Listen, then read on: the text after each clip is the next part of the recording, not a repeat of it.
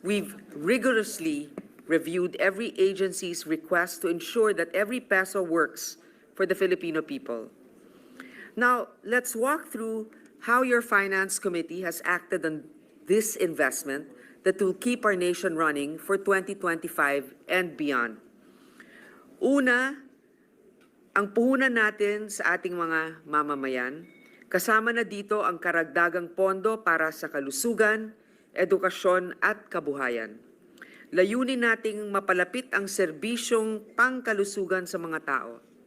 The Senate, through Vice Chair Pia Cayetano, has augmented the DOH Health Facilities Enhancement Program Fund to ensure that over 700 rural health units, 300 LGUs, and DOH hospitals, and various other clinics are constructed and equipped with the necessary medical supplies and facilities nationwide.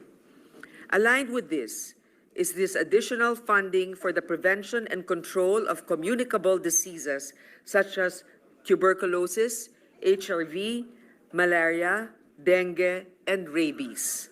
Our major hospitals like the Philippine Children's Medical Center, Lung and Heart Center will also receive additional funding to cater to indigent patients.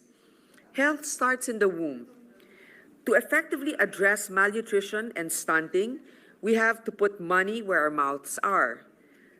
Naglaan tayo ng karagdagang pondo para sa first 1,000 days program ng DOH at National Nutrition Council kung saan mabibigyan ng masustansyang pagkain ang 19,900 nutritionally at risk na buntis, 39,000 kabataan na may severe malnutrition, at 133,000 pang ibang bata. This will also provide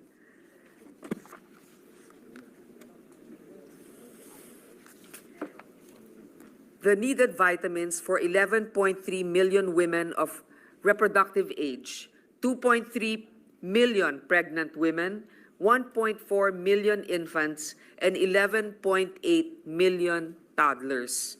Sa ilalim ng Pantawid Pangpamilyang Pilipino Program or 4Ps, sinigurado din natin na mapopondohan ang 400 pesos kada buwan na subsidiya sa mga buntis at may anak na bagong silang hanggang 2 taong gulang upang mahikayat at masiguro na magpa-check up, bakuna at makakain ng masustansya ang mga nanay at kanilang anak. Ito ay maliban pa sa ibang mga ibinibigay na subsidiya sa 4Ps. Providing healthcare for our veterans is more than a policy decision. It is a moral imperative. Bilang pasasalamat sa ating mga veterano, we supported Senator De La Rosa's recommendation to substantially expand the Veterans Hospitalization and Medical Care Program.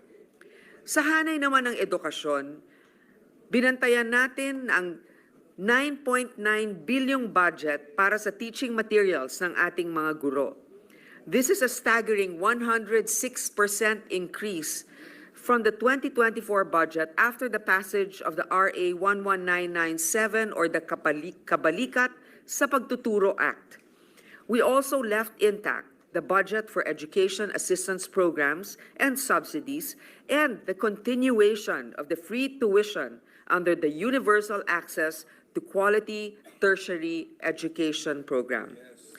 As we continue to take significant steps towards educational reform, we funded critical items integral to our education catch-up plan. Thanks to the efforts of our staunch education advocate, Vice Chair Pia, may dagdag na pondo tayo para sa DepEd 8-week literacy and numeracy program to help close the divide in learning proficiency. We also infused massive funding to DepEd's budget on textbooks and instructional materials. But even with textbooks and supplies, marami sa ating mga estudyante at guro ang nangangapa pa rin sa dilim. That is why your Senate allocated funding for the electrification of our schools, thanks to the foresight of Senators Gatchalian and Pia Cayetano. Para naman sa ating mga state universities and colleges, the committee is happy to report an overall budget increase for our institutions of higher learning, most of which went to colleges of medicine and allied health programs across the country. These institutions of higher learning are incubators of world-changing ideas. This is why this committee also funded some SUC projects like the Mindanao State University's Community Advancement through Research-Based Extension Services or CARES program, which aims to capacitate mothers in reading, writing, and arithmetic so that in turn they can teach their children.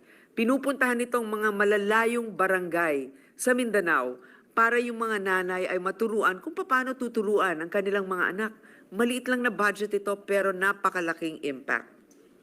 Through the intervention of Vice Chair Marcos, the Kapit-Bisig Laban sa Kahirapan, comprehensive and integrated delivery of social services, kapangyarihan at kaunlaran sa barangay or Kalahi SIDS program received an increase in funding to provide cash assistance to college students from low-income families, serving as learning facilitators or youth development workers or parents, completing learning sessions with their children who struggle to read. With the Chamber's support, we also secured funding for food programs across the board. The Philippine Food Stamp Strategic Transfer and Alternative Measures Program shall provide low-income families with food credits under the condition that they attend nutrition education sessions and participate in job fairs or classes to obtain work or start a livelihood program. An investment to our children's nutritional well-being is an investment to our country's future. This is the principle that my predecessor, former Senator, now Secretary Angara, and now Secretary of Education, carried in his years as Chair of the Finance Committee. The same principle and legacy that I would continue not only as the current Chair of the Finance Committee, but as a proud co-author of the Masustansyang Pagkain para sa Batang Pilipino Act. Alam nating lahat na ang malusog na pangangatawan ay susi pagkakaroon ng listo at ganadong estudyante. Through the efforts of our Vice Chairs Win and Pia, dinagdagan natin ang budget ng school-based feeding program for our undernourished learners. On a personal note, matagal ko nang isinusulong ang programang ito, hindi lang bilang lingkod bayan, kundi bilang isang personal na advokasya. I believe that every child deserves the chance to succeed, and the chance begins with their most basic need, food. Walang batang kayang magpursige kung siya ay gutom. Kasabay ng ating pagpapakain sa mga mag-aaral, sa mababang paaralan, ay ang pagpapakain din sa mahigit na 1.5 milyong early learners sa loob ng 120 araw sa daycare centers sa ilalim ng DSWD Supplementary Feeding Program. Our social protection programs will also be retained. Higit na 4 na milyong indigent senior citizens ang makakatanggap ng 1,000 piso monthly pension, habang 4.4 milyong pamilya sa ilalim ng 4Ps ang makakatanggap ng 750 pesos health grant kada buwan, education grant na 300 to 700 sa bawat anak na nag-aaral, at 600 pesos rice subsidy sa ilalim ng Pantawid Pampamilyang Pilipino Program or 4Ps. May pondo pa rin ang Assistance to Individuals in Crisis Situations or AICS program na nagsisilbing lifeline ng 6 na milyong beneficiaries na namatayan, na pilitang matigil sa pag-aaral, na biktima ng pang-aabuso, na stranded or nawala ng tirahan. Sa ilalim naman ng Pambansang Pabahay para sa Pilipino Program or 4PH ng DHSUD, mahigit na 100,000 pamilya ang mabibigyan ng socialized housing units. A part of the Kalahi Fund will also be allocated to community projects such as improved water systems, child development centers, and barangay health stations, which will impact 207,000 poor and geographically isolated households. Sa panahon ng kalamidad, may karagdagang pondo tayong mahuhugot para sa Integrated Disaster Shelter Assistance Program na gagamitin sa emergency shelter support, rental subsidy at housing para sa mga nawalan ng bahay. Bukod pa ito, sa karagdagang pondo sa Quick Response Fund para sa rehabilitation at ayuda sa mga biktima at sakuna. Makakaasa din ang ating mga OFWs ng tulong through the recommendation of our Migrant Workers Champion, Vice Chair Joel Villanueva. We augmented the Action Fund to provide legal, medical, and financial assistance to more than 200,000 OFWs. Nirekomenda rin ni Sen. Joel ang dagdag na pondo para sa National Reintegration Center at mga OFW Health Desk. This is on top of the DSWD funding for returning undocumented OFWs to obtain counseling and livelihood training. May nakalaang ding pondo para sa psychosocial at basic needs ng mga biktima ng human trafficking. Taon-taon ay nagbibigay tayo ng suporta sa ating mga PUV drivers. Sa 2025, muli tayong magbibigay ng pondo para sa fuel subsidy upang magbigay ginhawa sa higit na 1 milyong tsuper sa gitna ng tumataas na presyo ng petrolyo. Higit 20,000 na drivers at 40 milyong commuter rin ang makikinabang sa karagdagang pondo ng Service Contracting Program. Dahil prioridad ng Senado at ng ating Vice Chair Marcos ang maayos na hanap buhay para sa lahat, mabibigyan ang 194,804 na beneficiaries sa ilalim ng Sustainable Livelihood Program ng DSWD na seed capital para makapagnegosyo, allowance para sa short-time work or skills training at employment assistance para sa mga gustong mag-apply sa trabaho. 100,000 magsasaka at mangingisda din ang mabibigyan ng buwanang tulong sa ilalim ng the Farmers and Fisher Folks Assistance Program. Through the intervention of Vice Chair Villanueva, 1.4 million Filipino workers will be given emergency employment assistance. Bukod pa ito sa pondo para sa Training for Work Scholarship Program kung saan sasanayin natin ang 152,000 na Pilipino sa mga industriya na may matataas na demand para sa mas mabilis silang makahanap ng trabaho. Bibigyan din natin ng budget ang Tulong Trabaho Scholarship Program upang makatulong sa 65,000 enrollees na magkaroon ng technical at vocational skills, at mga programang ito ay hakbang upang mapalakas ang kasanayan ng mga manggagawang Pilipino at tulungan silang makahanap ng mas magandang trabaho maging sa Pilipinas man o sa ibang bansa. By equipping Filipinos with skills that industries require, we expand employment opportunities for them.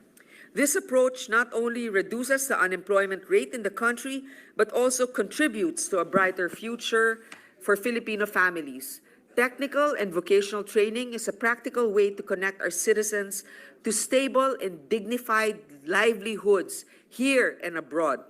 Moreover, through the initiative of our movie industry veteran, Vice Chair Jinggoy Estrada, we shall support the Film Heritage Preservation Program of the Film Development Council of the Philippines to restore and showcase our country's colorful history and culture through the audio-visual arts. Importante rin na makapagkompetensya ang mga malikhaing Pilipino. Alam ni Senator Jinggoy yan na noon pa man ang ating industriya ay nagbibigay ng trabaho sa marami nating mga kababayan at kaya natin makipagpaliksahan kahit sino man sa Asia dahil sa ating mga artists. Kaya ito ay binigyan niya ng prioridad.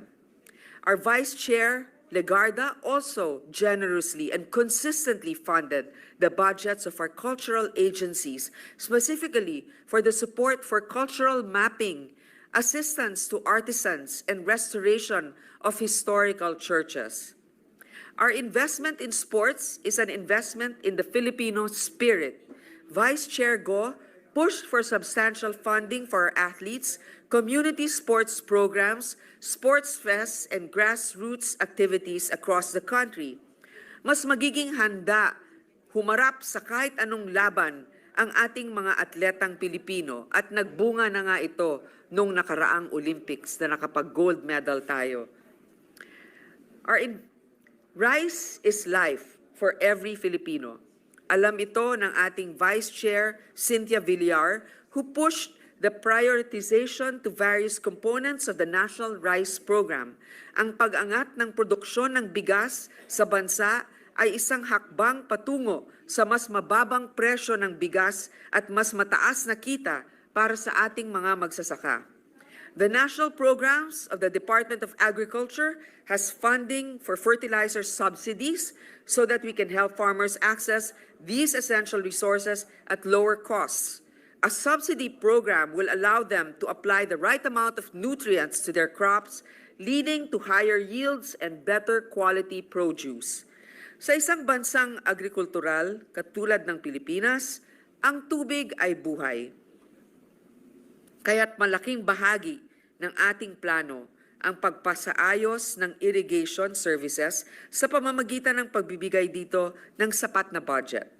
A well-funded irrigation program will ensure that water reaches even the remotest farmlands, reducing our reliance on seasonal rains and increasing productivity year-round. Sa ganitong paraan, mas maraming magsasaka ang mabibigyan ng pagkakataon na mag-ani ng walang takot sa tagtuyot. I am not misrepresenting myself when I say that the 2025 budget has something for everyone, and that includes even our animals. Naglaan tayo ng pondo para sa Animal Welfare Program upang maisagawa ang spaying at neutering ng mga hayop dahil ito ay isang mahalagang hakbang upang maiwasan ang paglobo ng kanilang populasyon sa kalye sa ganitong paraan. Mababawasan ang bilang ng mga hayop na walang tirahan at maaaring mapigilan ang paglaganap ng mga sakit na kaakibat ng paglobo ng kanilang populasyon na walang nag-aalaga. The funding will also allow our government to establish shelters for animals in need. These shelters won't just offer temporary housing. They'll also serve as places where the public can learn more about responsible pet care.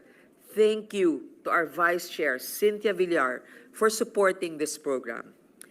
Under the Senate Committee report, every peso has been accounted for. With each line item, we asked all agencies, ano ba ang gusto nating mangyari dito?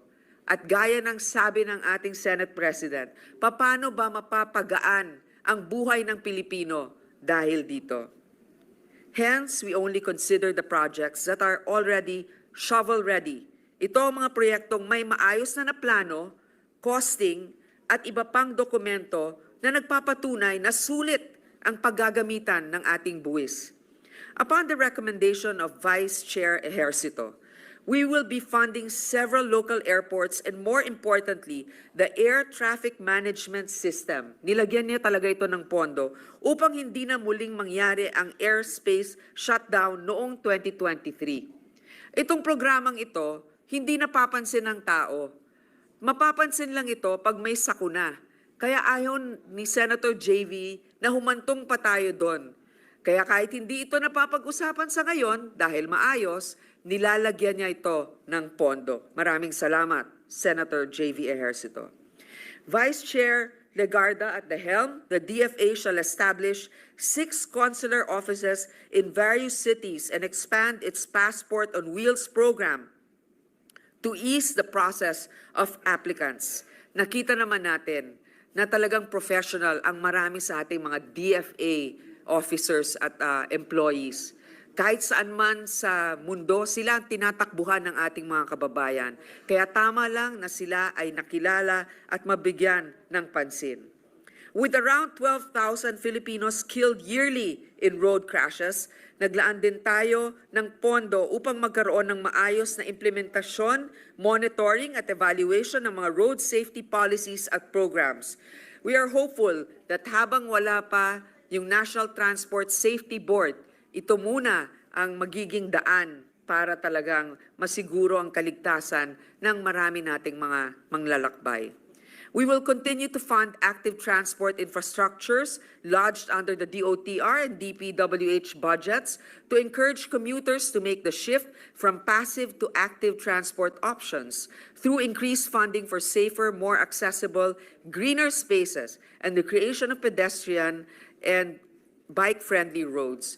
We're shaping the cities of a future where street caters not just to cars, but to people.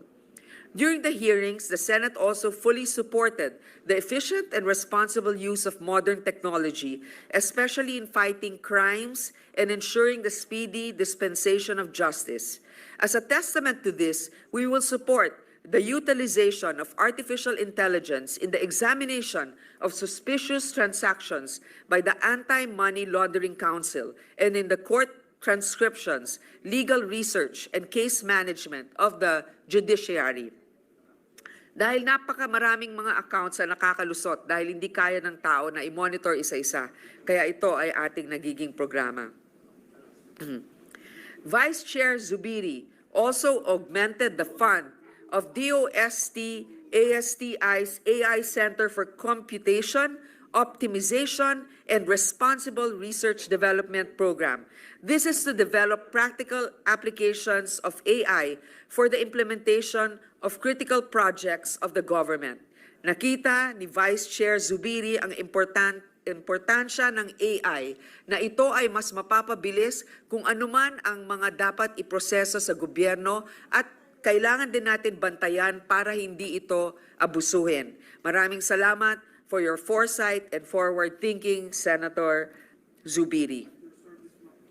Sinuportahan rin natin ang digitalization program ng National Authority for Child Care upang mas mapabilis ang placement ng mga bata sa kanilang magiging pamilya. We shall also fund the training of social workers as adoption specialists to better provide care and support to children and their families. Pinondohan din ng komite sa pangunguna ni Vice Chair Mark Villar ang pag-implementa ng Internet Transaction Act na may layuning gawing mas komprehensibo ang proteksyon para sa ating mga online shoppers and sellers. With the institutionalization of the E-Commerce Bureau, we hope to make our online platforms a safe and dynamic space for commercial activity. As our budget accountability partner, binigyan natin ng dagdag na pondo ang COA upang suportahan ang pagdidigitalize ng ilang audit processes na mapapadali at mapapabilis sa pagsagawa ng audits sa mga ahensya ng gobyerno. To complement this, there's also the increased funding for the free public Wi-Fi, with this representation has always fought for in the past and is grateful that the new Vice Chair Gatchalian also continued to support.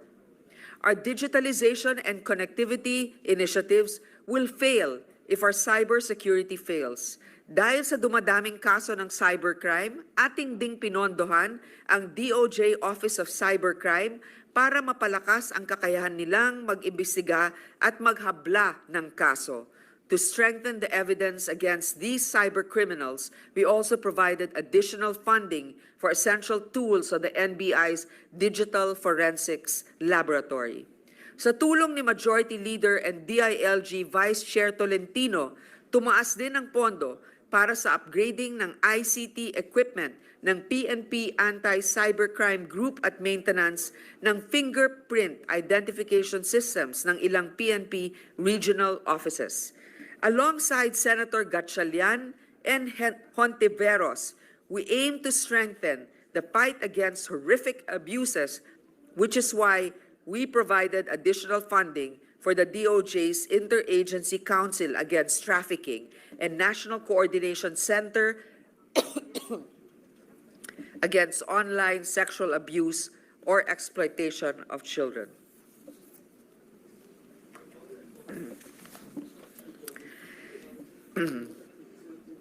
Sa hanay naman ng defense, we are providing our armed forces, National Security Council, and the National Intelligence Coordinating Agency with substantial increases.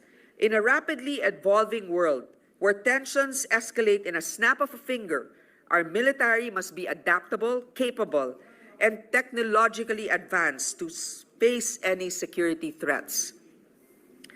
Through the initiatives of Vice Chair Ejercito, we will be supporting PCG's sea-based operations by helping them procure boats, fuel, oil, na higit na kailangan sa pagpapatrol ng ating karagatan.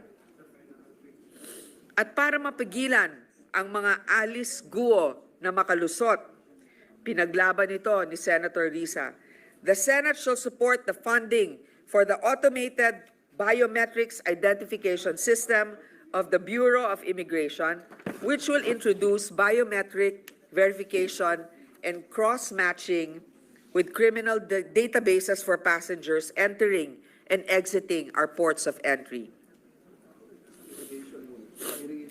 Thank you. Yung importansya ng irrigation. Sisiguraduhin din natin na wala ng human smuggling or trafficking na makakalusot sa mga private planes sa pagpopondo ng latest mobile facial and fingerprint technology sa mga special or chartered flights. We also have Vice Chair Tolentino to thank for pushing for the construction of an additional 69 police stations and headquarters in various LGUs to better ensure the peace and order in their communities. Upang masiguro naman ang maayos na halalan sa darating na Mayo, siniguro natin na hindi mababawasan ang 35.190 bilyong pondo ng COMELEC. Excuse me.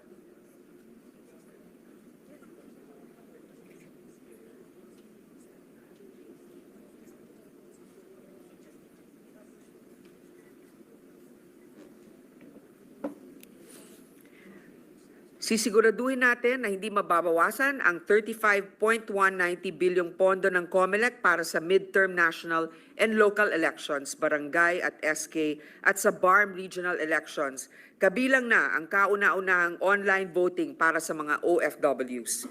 This budget isn't just numbers on a spreadsheet. It's a promise to every Filipino that their own government serves and works for them, not the other way around. Sure, the zeros may be overwhelming, but each one represents real support for our people and reflects our priorities. In the days ahead, we'll break down the specifics, item by item, line by line, to ensure that every peso works for everyone. My sincerest thanks to the Senate leadership, our Vice Chairpersons, Senators Cynthia Villar, Bato de la Rosa, Pia Cayetano, Win Gatchalian, Bongo, Loren Legarda, Risa Hontiveros, Amy Marcos, Joel Villanueva, Mig Zubiri, Mark Villar, JV Ejercito, Majority Leader Francis Tolentino, and Senate Pro Tempore Jinggoy Estrada. This is also in line with the goal of our Senate President, as I mentioned, that the lives of the Filipinos will be uplifted. Being this is his first year as Senate President, we are working for the success of this budget. Thank you to all for your generous support. We also like to thank our counterparts in the House of Representatives, particularly the Committee on Appropriations, for their timely submission of the General Appropriations Bill. And of course, we cannot forget the LBRMO that has lost sleep over this. It's very difficult to balance the budget for very limited resources that we have and to allocate it to our priorities. Thank you to our LBRMO, its directors, and the dedicated Senate staff who worked tirelessly over the past 3 months to finalize this committee report. Your hard work has brought us to this moment. Thank you. Ayun na. Thank you very much, Mr. President. Majority Leader. Thank you guys for staying. Mr. President, next to deliver his co-sponsors his speech is Senator Joel Villanueva. I move that he be recognized. Senator Villanueva is recognized. You may proceed, sir.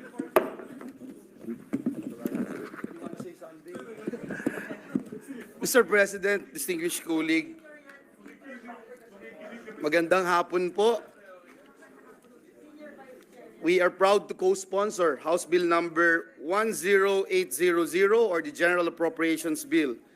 And at this juncture, may I be allowed to put into the records of this august chamber our sincerest thanks and gratitude as we commend the hardworking and passionate chairperson of the Senate Committee on Finance, no other than Senator Grace Poe, for her invaluable contribution in pushing for this very important measure.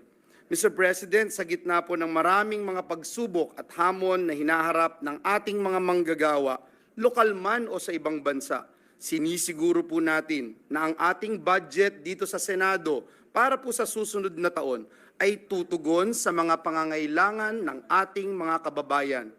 Bilang isa po sa mga Senior Vice Chairperson ng Committee on Finance, sinusuri po natin ang sa mga diskusyon at pag-aaral ng budget ng mga ahensya. Kasama na po dito ang Department of Migrant Workers at Technical Education and Skills Development Authority. Ginoong Pangulo, sa Department of Migrant Workers na nabanggit kanina ng ating Chairperson Senator Grace Poe, ang ating pong itinayong tahanan para sa ating mga bagong bayani ay patuloy po na mangunguna sa pagpoprotekta ng kapakanan at karapatan at paghahatid ng serbisyo sa ating pong 2.33 million land-based at sea-based overseas Filipino workers. Ilan lamang po sa ating isinulong ay ang karagdagang 100 million para sa agarang kalinga at saklolo para sa mga OFWs na nangangailangan o Action Fund. Kasama din po sa ating ipinanukala ang karagdagang 100 milyon para sa pagtatatag ng OFW help desks na tutulong po sa mga lokal na pamahalaan upang mas mapalapit pa ang pagbibigay serbisyo para sa ating mga OFW. Karagdagang 44 million naman para sa reintegration ng ating mga OFW sa ating bansa at karagdagang 21 million para sa labor migration policy and international cooperation. Para po ito sa pagbuo ng bilateral at multilateral agreements sa mga destination countries ng ating mga migrant workers. Sa TESDA naman po ay patuloy na isusulong po natin ang skilling at upskilling opportunities para sa mga manggagawang Pilipino. Mr. President, the agency will continue to advocate for the employability and competitiveness of the workforce through among others, the development of training regulations and competency standards, especially in emerging and highly productive sectors, such as creative sector, digital sectors, including artificial intelligence, manufacturing, tourism, agriculture, and others. TESDA will ensure that our labor force are well equipped with the ability to adapt to the constantly evolving world of work. Sa TESDA po, tayo ay nagsulong ng mga dagdag pondo sa iba't ibang programa. Ilan po dito yung pagtitibay natin sa close to 500 million na assessment sa ating po mga senior high school, K-12 graduates. Ito po yung naging resulta ng diskusyon natin sa EDCOM 2. Salamat kay Commissioner Alan Cayetano, Commissioner Pia Cayetano, Commissioner Sherwin Gatchalian na kasama po natin sa EDCOM 2. Bilang parte po ng pondo ng 2.39 billion na tulong trabaho scholarship program, ang TESDA din po ay bubuo na ngayon ng assessment tools para sa industry-recognized micro-credentials at massive open online courses na selected training programs o STPs. Karagdagang 20 million naman po para sa industry boards na maghihikayat sa paglago ng enterprise-based education and training sa kanilang mga sektor. Napipirmahan na po ng Pangulo ngayong Huwebes, Ginoong Pangulo, para maging isang tunay at ganap na batas. Karagdagang 100 million din po ang ating inilagay para sa programang Special Training and Employment Program para po mas marami tayong masuportahan na Pilipino na nasa informal na sektor. Sapagkat ito po, Ginoong Pangulo, ay pagbibigay ng community-based training program at hindi lang po competency assessment, kung hindi binibigyan din sila ng toolkits para makapagsimula kaagad at magkaroon ng kita o livelihood program. Karagdagang Karagdagang 10 million naman po ang nilagay natin para i-develop pa yung training regulations at competency standards sa creative sector na itinatayang nag-aambag ng 7.1% sa gross domestic product ng ating bansa. Ginoong Pangulo, marami po tayong pwedeng ipagmalaki sa ginawa natin sa budget ngayong darating na taon. Sa kabuuan, suportado po natin ang Fiscal Year 2025 General Appropriations Bill at ang agarang pagpasa nito. We support, Mr. President, the administration's aim of ensuring that we meet our economic growth targets, but always taking into account how the budget can change people's lives. Kaisa po tayo ng committee at ng buong Senado sa pangunguna ni Senate President Cheese Escudero upang lalo pang busisiin ang ating budget sa susunod na taon. Maraming salamat po, Ginoong Pangulo, at pagpalain tayong lahat ng ating Panginoong Diyos. Thank you, Senator Villanueva. Majority Floor Leader. Mr. President, I move that we suspend consideration of House Bill number 10800. Any objection? There being none, same is approved. Majority Leader. Mr. President, I move that we resume consideration of Senate Bill number 2793. Any objection? There being none, consideration of the aforementioned bill is now in order. Mr. President, I move to recognize the sponsor, Senator Pia Cayetano, for the individual amendments. While we are awaiting Senator Gatchalian, may I in the meantime recognize Senator Risa Ontiveros for her individual amendments. And Senator Win, upon his arrival, can introduce anterior amendments rather, if any there be. The lady is recognized and may proceed. Salamat Happy, Mr. President, and good evening once again to the good sponsor. My amendments were 11 yesterday. They became 3 as of today. But as of tonight, with thanks to the good sponsor for accepting 2 out of those 3, they are now reduced to only 1 proposed amendment. So if I may proceed, Mr. President, good sponsor, on page 21, line 12, under section 28, Page 21. after the words anti-competitive acts, I propose to add the phrase, comma, and subject to cross-ownership limits to be determined by the ERC. I so move, Mr. President. Thank you, Mr. President. What does the sponsor say?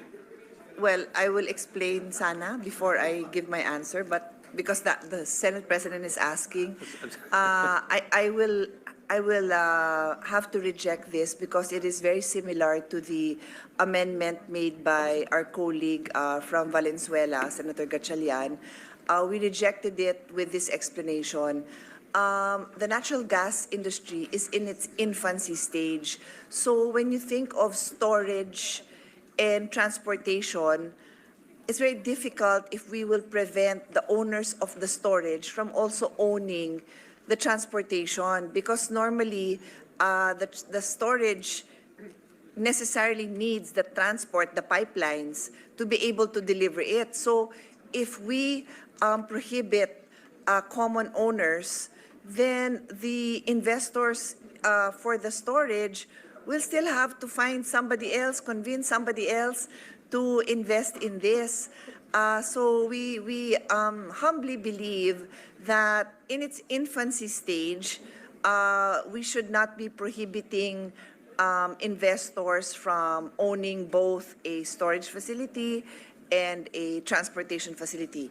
Perhaps down the road, when this is a robust, thriving, vibrant industry, that can always be considered. Anyway, nothing prevents us from amending this at a later time. But for now, we believe that the clear message we should send investors is that if they choose to invest in natural gas, whether it's indigenous or imported for that matter, they don't have to worry about another investor or wait for another investor to come in to handle a very much integrated business unit And again, the example I gave was storage and transportation. So for that reason, we respectfully cannot accept the amendment of Her Honor. Thank you, good sponsor, Mr. President. I'd just like to pursue this a little more, if it would be possible. Ang dahilan po, Mr. President, kung bakit binanggit ko dito sa proposed amendment, yung cross-ownership limits, ay dahil we can learn lessons, 2 decades worth of lessons, mula halimbawa sa EPIRA, which though it governs what is right now still a separate industry from ditong sa natural gas na sinusubukan natin through this bill i-regulate, is in some ways parallel. And if we recall in that law governing that industry, the cross-ownership limits are set at 25%. Kaya ko rin po sinabi dito sa proposed amendment na to be determined by the ERC ay dahil pwede pong i-consider yung ganyang katulad na limit, 25%. Pwede din nilang itaas or for all we know, pwede nilang ibaba. And also something, Mr. President, na binanggit ng good sponsor, yung punto na maybe later on. So yung limits na pinopropose ko na ide-determine ng ERC sa aking proposed amendment ay pwedeng mag-set din po ng time, ng timetable. It could be similar, maaring mayroong sunset clause or maaring may stages in which certain limits will come into play. So kumbaga, hindi siya set in stone kaagad, parehong 25% sa EPIRA, i-determine po both in terms of possible percentages and limits in terms of kailan mag-kick in ang certain limits over time as determined by the ERC. At least, ayon Mr. President, sa aking proposed amendment. There was another point, Mr. President, but I'm forgetting it right now, Mr. President. Good sponsor. I can respond, Your Honor, and Thank then you, if Mr. you remember, feel free to Yes. cut me off anytime, no? I appreciate Her Honor's explanation, the analogy. However, I need to point out that under our existing energy setup, yung NGCP, yung transmission lines na ito, exclusive grant yon. So wala talagang makapasok na iba. Wala ho tayong ganon. Anyone is welcome. There is no prohibition to have 2 or 3 transportation systems in place. None at all, Mr. President. So when we have the explorations or the importations that would require the storage, anyone can bid or can put up on their own and just say, I'm going to put up a transportation system. That is all well and good. Now, what we don't want to happen is that the importer who will need that storage facility or the investor in the exploration cannot transport its gas because pinagbawalan natin dahil wala pang ibang may gustong mag-invest in transportation. So we are not prepared, Mr. President, for that scenario, and therefore we cannot accept. And again, in due time, we are very happy to reconsider this, but I don't think it's something that is, I don't think it is, what is the word I'm looking for? I don't think it is prudent at this time to put those limitations because we will prevent investments, Mr. President. Kung ako yung investor or kung ako yung proponent and then naghahanap ako ng investors and then I will tell them, okay na, we have a consortium. Remember, these consortiums require many, many investors. Very few entities can do it on their own. Even these multi-billion energy companies have partners. And then we'll have to tell them, wait, you cannot proceed. Or they will have to tell us, we're not going to proceed because we have the funding, but we cannot put up the transportation. So, unfortunately, I cannot accept this right now, Mr. President. If I may further, Mr. President, good sponsor, the good sponsor is right that unlike with the NGCP, hindi po ito magiging exclusive grant. Pero dun pa lang sa botong kinuha natin kanina, dun sa earlier proposed amendment ng good gentleman mula sa Valenzuela, we did affirm that in the bill, prioritized or privileged yung indigenous natural gas. And with the way the bill is shaping up, I think we are shaping a very encouraging bill, a very friendly bill to indeed possibly a big group of companies and consortia. I don't share the worry of the good sponsor. I think she's being modest about the bill. I think the bill will invite a good number of potential stakeholders, even in those separate but parallel economic activities, to use the good sponsors example of storage and transportation, etc. That's why nung ipinanukala ko kanina, Mr. President, itong proposed amendment ko tungkol sa cross-ownership limits to be determined by the ERC, hindi po ako nangamba na maging disincentive ito. In fact, it might be an incentive para mas maraming stakeholders ang pumasok. At wala namang magpipigil na they may have corporate ties with each other. No? But at least with the cross-ownership limits to be determined by the ERC, sana, as I mentioned earlier to the good sponsor, ma-incorporate sana yung mga leksyon na natutunan natin sa nakaraang 2 dekada ng pagpapatupad ng EPIRA dun sa isang industriyang iyon, and which in fairness, Mr. President, has been honored more in the breach. Kasi katakot-takot na cross-ownership actually sa current energy sector natin, which has, I think, been part of many of our problems dun sa industriyang iyon, at kaya nga po, gusto nating amyendahan yung EPIRA. So I was just hoping na pakinabangan natin yung mga leksyong iyon dito pa lang sa pagbubuo natin ng bagong batas na ito. We note Her Honor's opinion on this matter, but we have already made our response clear. This will not be accepted at this time, Mr. President. Thank you, good sponsor, Mr. President.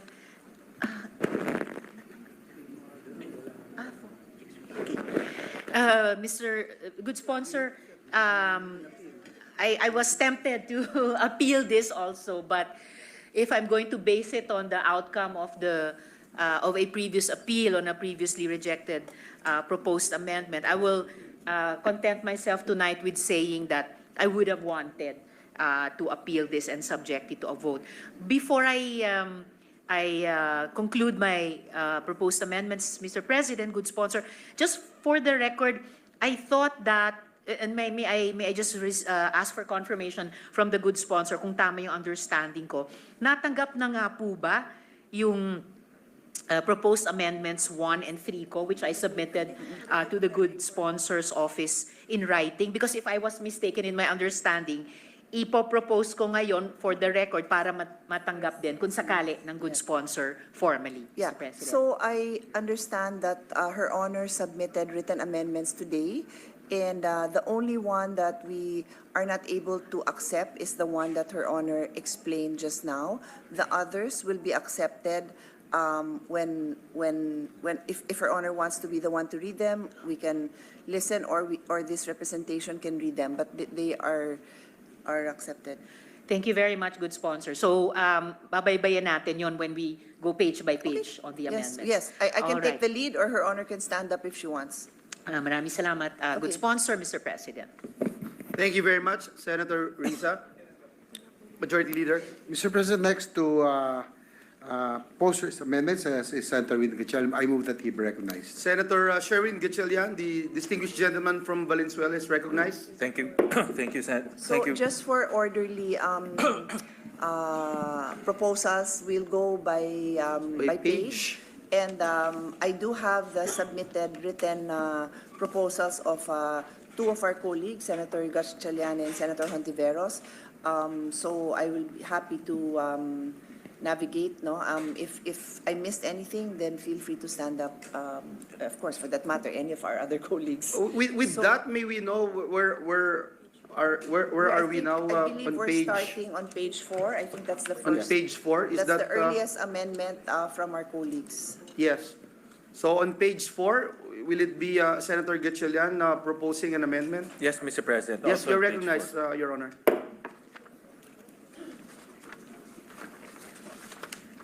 Do you want me to read it? I read faster than Your Honor. Well, Mr. Ready Pre- na ako. Okay, Mr. President. Mr. President, I submitted my proposal to the good sponsor. So let me just read the first amendment on page 4, line 11. After the word aggregation, insert the phrase "and pricing mechanism for aggregated gas." So move, Mr. President. We What accept, Mr. President. Is there an objection? Chair hears none. The motion's carried. On the same page, line 12, after the word welfare, insert the phrase competitive pricing. So move, Mr. President. What's the We accept, sponsors? Mr. President. Is there an objection? Chair hears none. The motion's carried. On the page 4, line 17, after the word gas, insert the phrase pricing mechanism and competitive pricing. So move, Mr. President. Accepted, Mr. President. Any objection? Chair hears none. Motion's carried. On page 12, line 19, after the word this. Sorry, you're on page 12. Page 12, May we know from the sponsor if we have... Yes, I have. Yes, sorry. the distinguished sponsor, Senator Pia Cayetano, is recognized. Yes, thank you, Mr. President. Very simple amendment on page 7, line 25, replace double A with double B. We submit. Is there any objection? Hearing none, the motion's carried. On page 8, is there any individual amendments on page 8? Hearing none, maybe we go to page 9. Page 39.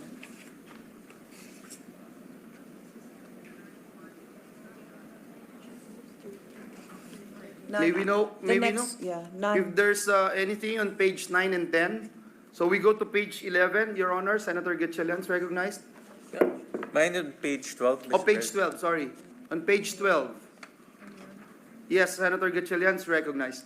On page 12, line 19, after the word this, insert the word also. So move, Mr. President. What does the sponsor say? We accept, Mr. President. Is there any objection? The amendments accepted. On page 13, Mr. President, Page 13, after line 15, insert the following subsection and renumber the remaining accordingly.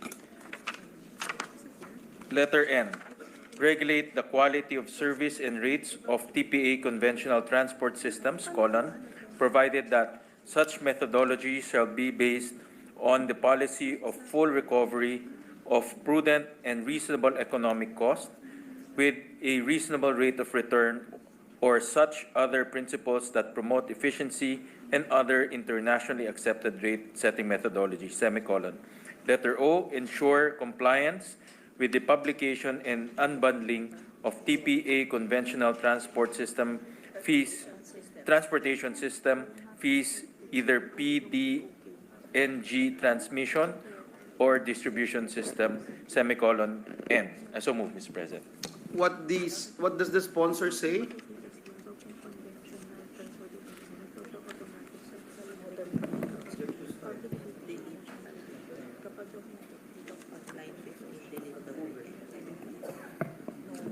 Delete the word N. Wala dito. A minute suspension, just clarifying something, Mr. President. 1 minute suspension.